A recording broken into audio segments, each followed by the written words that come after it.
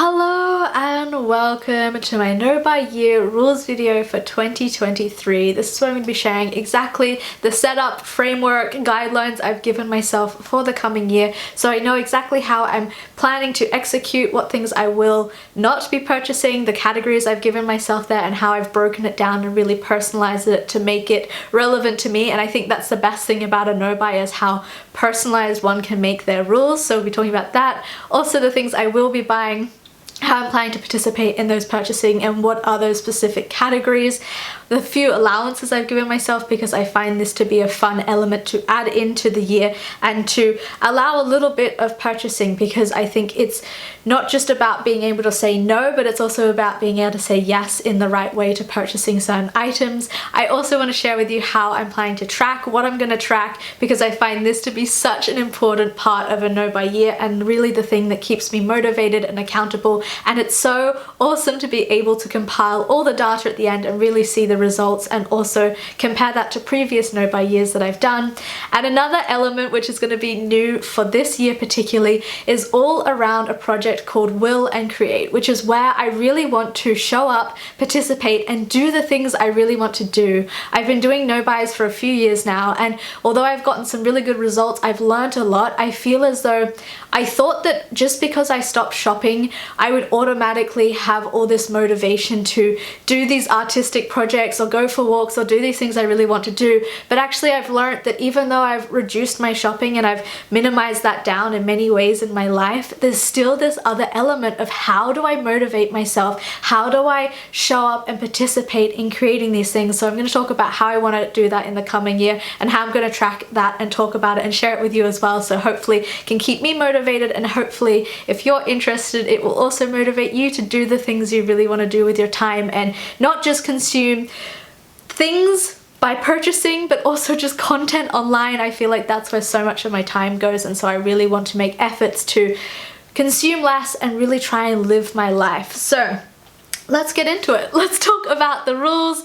And oh my god, I love doing rules. It's fun. It's kind of sometimes can be tedious, especially at the beginning, but as I've continued this challenge for several years now, it's become clearer and clearer and the best way that I find structuring my rules. So I'm going to share with you what I do, and hopefully you can find that helpful. You can adjust the rules you already have to make it more clearer, or you can just hear this and be like, oh, that's interesting, but I think this is a more healthier way or better way that I'm doing it for me personally. But I put this out there because hopefully it might be able to help a few people. So the things I will not be buying, I have got I think 10 main big categories, and then I've done sort of offshoots from the categories to define the category in a way that's more personalized to me. So for example, one category I have is clothing, but I am someone who's very tempted to buy specifically dresses, skirts, and cardigans. So then from that category, I've then done a sort of more defining area about what are my specific triggers.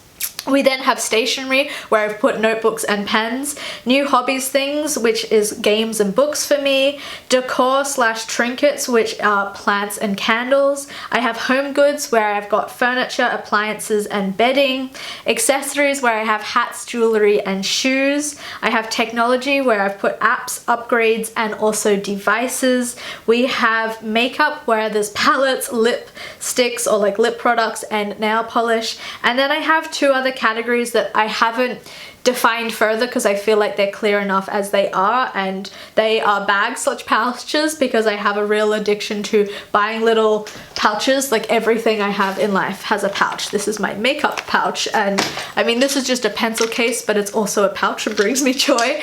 And then I also have an area which is pleasure products and lingerie. So this is a very particular 18+ adult area of my life where I have purchased things in the past, but I kind of want to keep that because I have enough of those items as it is. So those are all my will not buy list. So having the main overarching category you want to work with, but then really defining what are the things that tempt you the most? What are the things that really get to you? Is it a beautiful makeup palette? Is it specifically this type of clothing item? Maybe it's even colors, like, oh, if I see like red items of clothing, I'm always tempted. However it works for you, that really personalizes it. And spending some time here, I think, is so helpful, because it's the first process of really starting to understand and be curious about yourself and think about how your shopping's been in the past and how you want to do things differently, and what are the things that really it's hard for you to walk away from. You can also put like on there, like, I will not buy sale items or something like that, because maybe you know that you're super tempted by reductions or sales for whatever reason, or buy one get one free, or buy one get 50% off, whatever it is that really, yeah, just like tempts you and gets you going. So I also have some random no-buy additions that are around groceries that I've added in this year, because I'm trying to keep my finances reduced in terms of my spending. I want to spend on experiences, but to do that I want to have to like be very specific with my grocery shopping. So some of the things I have on my no grocery shopping list is sugar, snacks, and like pre-made foods. I really want to just be buying whole food ingredients and cooking as much as possible, because it's cheaper and it's also a lot healthier. And some of the things I definitely won't be buying when it comes to groceries is juice, chocolate, chips, and like crackers, like the kind of unhealthy food, as well as jam, because I feel like jam's just packed with loads of sugar, and any of those like pre-made frozen things, or just like really easy snack food, because I think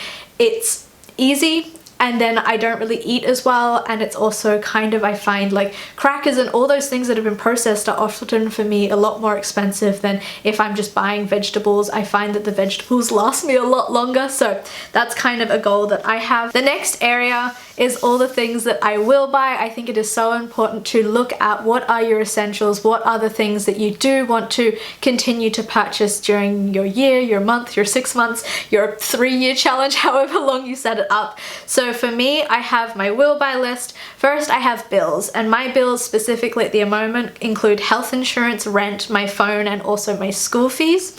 I then have a category called health needs, and I've defined that to be vitamins, any dental things I might need, as well as any professional appointments, whether that is going to a dentist or a chiropractor or a doctor or whatever I feel I need, or therapist at that time. The next area I have is experiences / travel. So travel is obviously being able to just like go back and forward between like Basel, which is the city near where I live, or to also maybe like catch the train to France for the weekend, because for me, I still really want to include experiences. My no buy is not specifically just financially motivated about trying to save as much money as I can. I am currently just functioning on my savings, so I do want to keep my spending reduced as much as possible so that my savings can last me as long as I can before I really run out and either hopefully can find a job, or maybe I can find some support. But for now, I am just trying to use it as sparingly as possible, but not at the expense of experiences. I'm living in Europe, I want to experience other places and other countries, and I feel like this for me is so important, so I'm not going to save money at the cost of experiences, and that's just personally where I'm at the moment. So also under experiences, I'm including conferences or like learning places or opportunities, classes I can go to, and also cultural events like music or art shows or art galleries.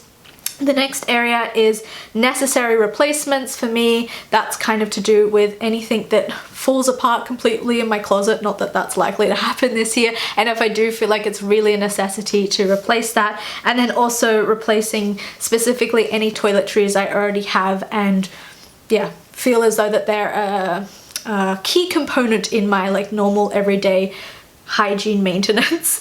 And then the next area I have fixing / replacing. So I will invest in taking care of the things that I already have. I've already did that last year. I purchased some yarn so that I can fix a cardigan I already have, or in the past I've taken my shoes to be resoled and rehealed so that they can last me longer, little things like that. I also have gifts for other people, because even though I'm on a no buy, I don't feel as though I want to not buy things for other people, because it's still, yeah, I mean, I only buy things when I know it's something that someone's really going to use or get value out of or really appreciate, but I like to be able to have that opportunity. And also in that, I will buy like postcards and send postcards or letters to people.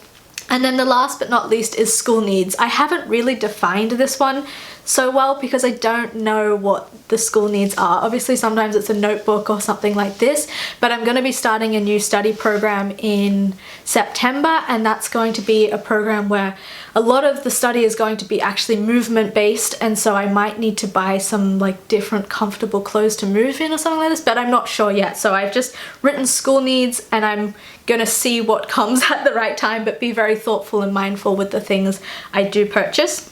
The next area for me is the few allowances I've given myself. Allowances aren't necessary. I feel like it's just something that I've added in personally when doing no buy challenges, because I think it is just kind of fun to go like, oh, I'm gonna buy 3 makeup items this year, for example. I'm giving myself the allowance of 3 makeup items. So then I'm really conscious and I'm really thinking about like which one do I want to get, and kind of it's a really nice practice of delayed gratification, because it's like, oh, I've given myself 2, or like I've already bought 1, I have 2 more left, so which thing do I really want to get? Do I want to wait to the Black Friday sale to specifically get this one palette, or how do I want to work with it, or am I just going to replace this one thing?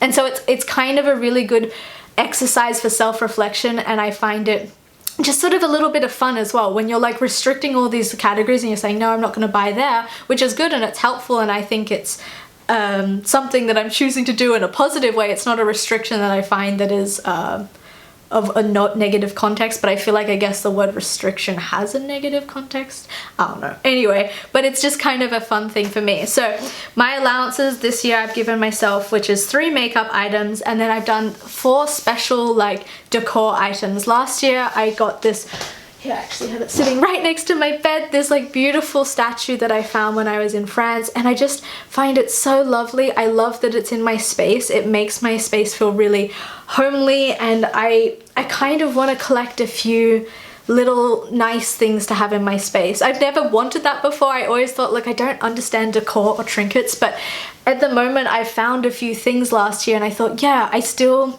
want to have like a little altar space or a little special space in my room, and to cultivate that and curate that in some way. So that's why we have 4 special decor items.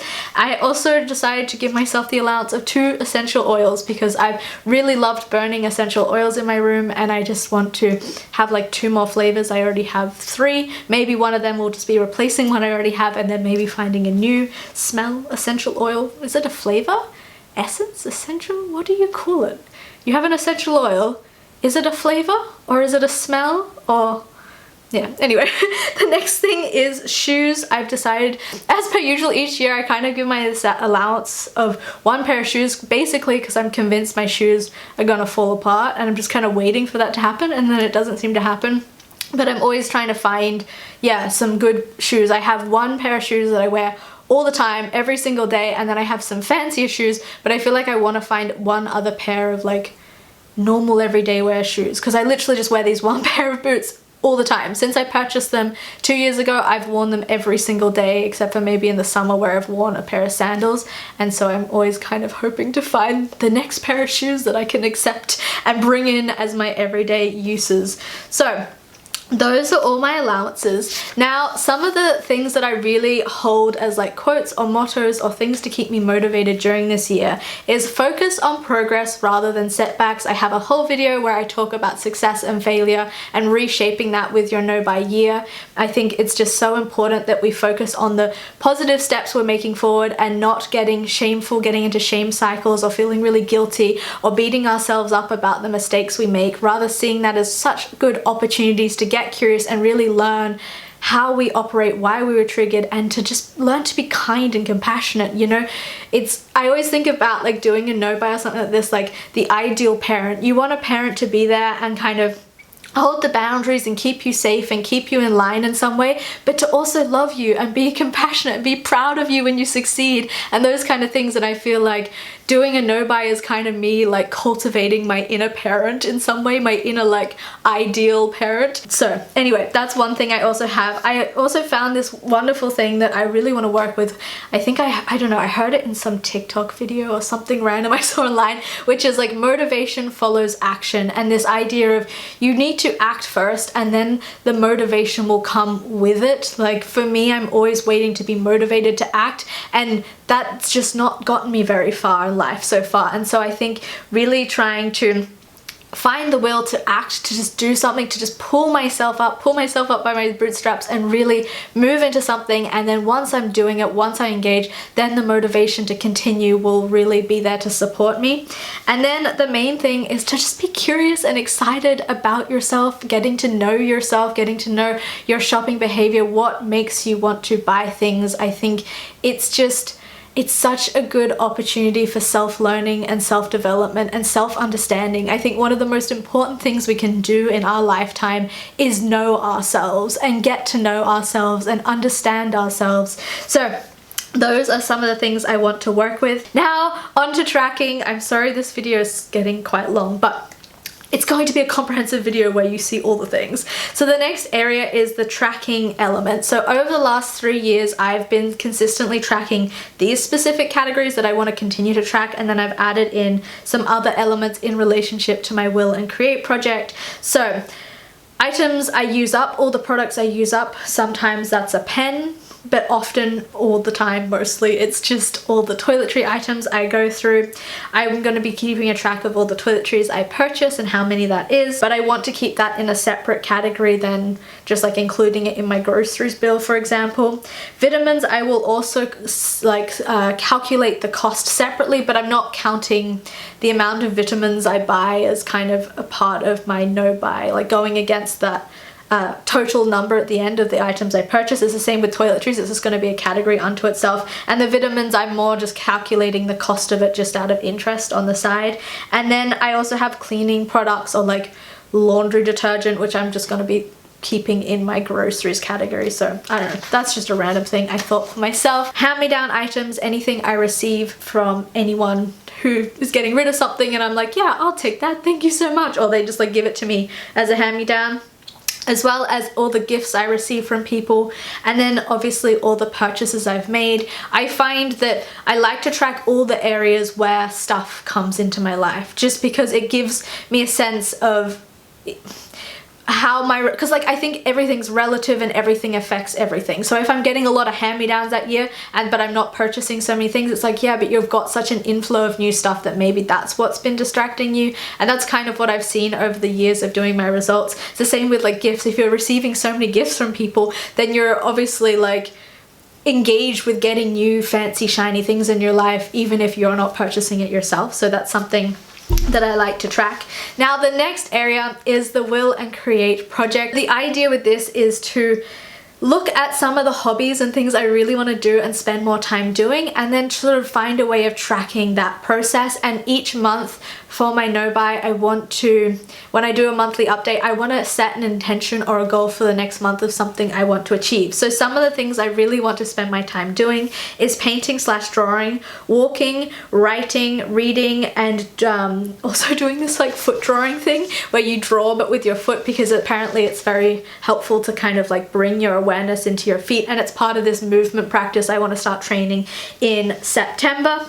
As well as learning German. I also want to work with and mend and care for some of the items I already have. And then I also want to practice some of this thing called eurythmy, which is this movement therapy that I'm interested in studying at the end of the year. So those are some of the things I want to do. My goal is to kind of track four categories at once, or like 4 things at once, because on my main spending page, which is where I write down every single thing I spend money on, which is also another thing I track throughout the year, I'm also going to have here the different 4 items that I decide to choose that month. So this is the month of January. We're like on maybe the 16th of January I'm filming this. I'm behind this year on my no buy rules, but that's the idea. And then each with this tracker, so each time I fulfill that in a day, I will do like a little circle color over the thing. And I have done some of these things, I just need to fill it in. I haven't done it yet because I'm behind this year, you know, we're doing our best to catch up. And then I also thought, as part of trying to create, so like for example in my January check-in, I will set an intention for February that I want to draw like 5 watercolor paintings. Like I want to create 5 pieces of like this size paper or whatever, and that's going to be my goal for the month, to do that and create that. And maybe I'll show that in the videos, although I don't really know how I feel about showcasing some of the art stuff I do. It's kind of random and just fun for me, but to do that, and then that's kind of one way I could do that and track it and see that I'm achieving that goal. Another thing that I thought I could be doing and that I might do, I haven't decided specifically, is usage of items and kind of project panning items. So I've done project panning with makeup, and that's been really fun. I've gotten a lot of usage out of my makeup and gotten very creative and had a really enjoyable time doing that. Right now I have quite a small little collection, so I'm not too concerned about panning what I already have. But when it comes to art supplies, and specifically watercolors, which I will grab for you. Where is it? Where are my watercolors? Yeah, actually I have a few things that I will talk about. So in terms of some of the art supplies, I have like this watercolor thing that I've had for a long time, and what I thought could be fun is to kind of like do project panning but of watercolors, so you can kind of see the progress that I can make, or like I can have a goal of saying like I want to use up, so you can see on this thing like, oh, I've almost finished the yellow, so like for a month my goal is to try and finish up that paint or something along those lines. Or even if I'm not project panning this, to maybe just track how many times I use this in a month, I thought could be interesting. I also have this compass that I bought. It's kind of an impulse buy last year, and I want to try and create some beautiful artwork or like different geometrical drawings with this, and so like to track how many times I use this. And then also I got some crayons last year, so these are some of the impulsive purchases I made in the crafts category, but I really want to try and get some usage out of them because I've spent money on it. It was an impulse. I do think these things are beautiful and I would love to use them, but I'm never going to use them unless I get myself engaged with my will forces to use them. So that's really something I want to do. And then I also have this book that I purchased with my no buy in 21